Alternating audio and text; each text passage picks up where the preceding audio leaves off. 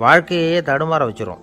பாதுகாப்பு இல்லாத உணர்வு, ஒரு விதமான டிப்ரெஷன் மனநிலை, இதெல்லாம் தான் இதுக்கு காரணமாக அமையலாம். சில பேர் காய்கறி நறுக்க கத்தியை கையில் எடுத்தால் கூட நேரம் சரியாக இருக்கா அப்படின்னு பார்த்துட்டு தான் வேலையை ஆரம்பிக்கிறது வழக்கம். அறிவு தான் மனசுக்கு வாத்தியாராக இருக்கணும். அப்போ தான் வாழ்க்கை நிம்மதியாக இருக்கும். அறிவு மனசு சொல்கிறபடியெல்லாம் கேட்க ஆரம்பிச்சுட்டுதுன்னா இடைஞ்சல் தான்.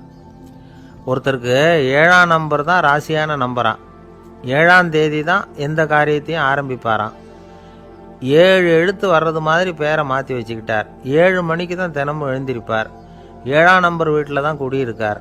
கல்யாணம் கூட 7ஆம் தேதி தான் பண்ணிக்கிட்டார். அவர் ஒரு நாள் குதிரை பந்தயத்துக்கு போனாராம். குதிரையோட பேரையெல்லாம் பார்த்தார். ஒரு குதிரையோட பேர் 7 எழுத்தில் அமைஞ்சிருந்தது. 7 தானே இவருக்கு அதிர்ஷ்ட நம்பர். அதனால் உடனே அது பேரில் பணத்தை கட்டினார். பந்தயம் நடந்தது.